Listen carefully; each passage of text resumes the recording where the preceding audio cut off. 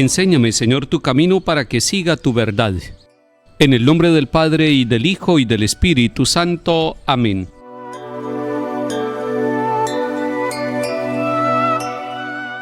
Lectura del segundo libro de Samuel, capítulo 15. En aquellos días uno llevó esta noticia a David: los israelitas se han puesto de parte de Absalón. Entonces David dijo a los cortesanos que estaban con él en Jerusalén: Ea, huyamos, que si se presenta Absalón no nos dejará escapar. Salgamos a toda prisa, no sea que él se adelante, nos dé alcance y precipite la ruina sobre nosotros y pase a cuchillo la población.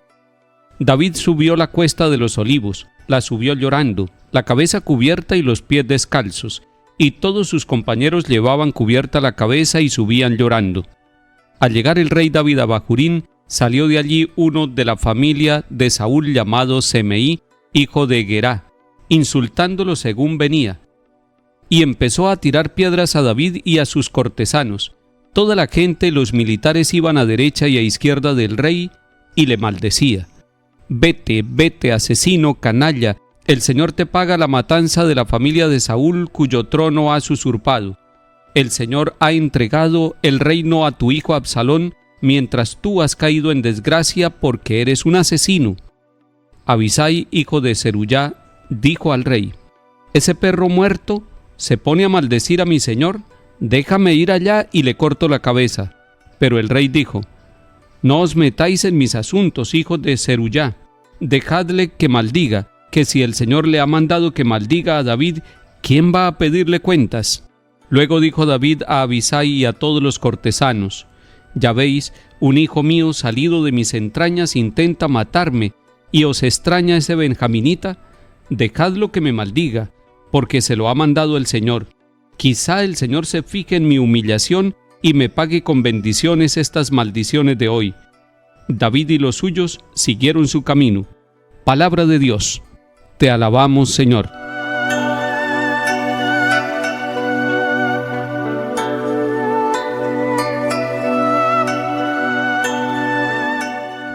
Vemos al rey David humillado y sufriendo. Lo vemos derrotado y lo vemos con el corazón dolido porque su hijo Absalón, un hijo nacido de sus propias entrañas, está buscando quitarle el poder.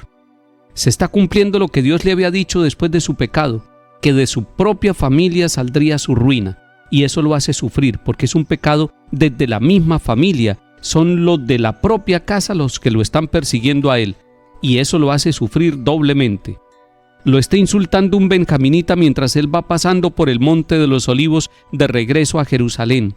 Es un benjaminita que le está diciendo asesino y que le está diciendo usurpador del poder. El rey ya aquí no abusa de su poder. Alguien le sugiere ir y quitarle la cabeza a ese que lo está maldiciendo, pero aquí ya David no abusa nuevamente de su poder. Ya ha aprendido la lección. Y por eso dice: quizá el Señor se fije en mi humillación y me pague con bendiciones estas maldiciones de hoy. Es decir, el rey David aprendió que no se debe abusar del poder, y aquí había podido hacerlo quitándole la vida a alguien que era su enemigo. Y es que aplicando esta palabra para nuestra vida tenemos que decir que la solución de los problemas que nosotros tenemos en el ambiente social y en la relación con las personas no se soluciona quitándole la vida al otro, ni siquiera al que nos insulta, ni siquiera al que nos agrede. No es quitando la vida, es aceptando con humildad las situaciones para poder ponerse por encima del problema y para poder respetar la vida y la dignidad del otro. El rey David ha aprendido la lección. Está humillado, está triste, pero está ahora agradando a Dios por su manera de ser, por la manera de respetar a quien lo está insultando.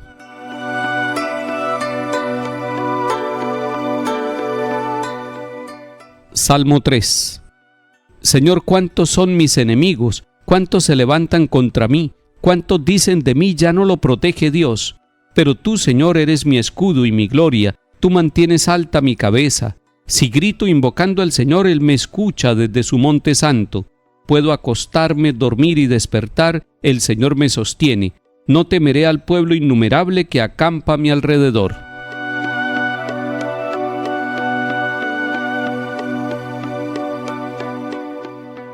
Lectura del Santo Evangelio según San Marcos, capítulo 5.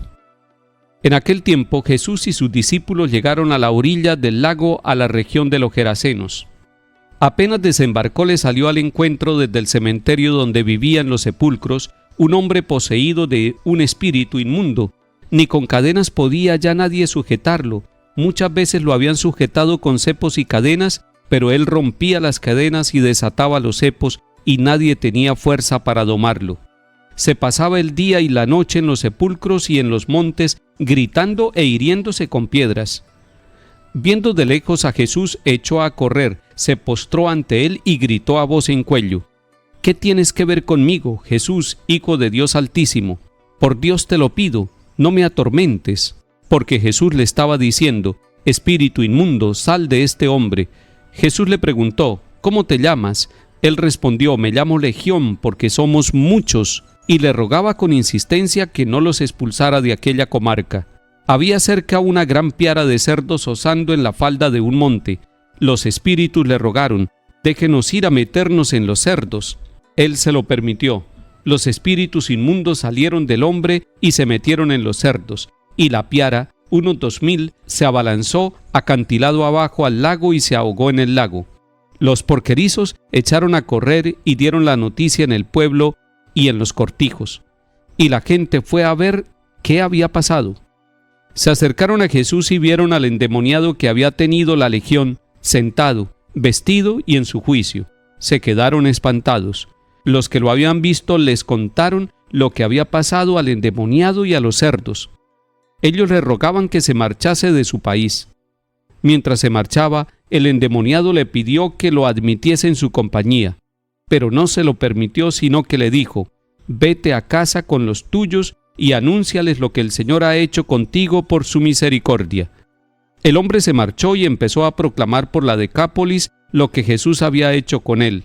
Todos se admiraban. Palabra del Señor.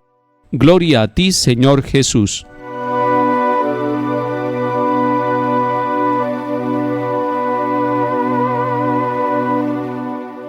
El capítulo 5 de San Marcos nos muestra a Jesús cumpliendo su misión en una región de paganos, es decir, fuera del pueblo de Israel. Y tenemos que valorar algunos signos. Este hombre endemoniado está viviendo entre los cementerios. Nadie vive en un cementerio. A nadie se le ocurre vivir entre los muertos, pero este hombre sí, es pagano. Pero además, al ver a Jesús, sale corriendo y le pide que no lo atormente. Jesús está liberando a este hombre pagano. Es que Jesús vino a liberar no solamente a los del pueblo de Israel, sino a toda la humanidad.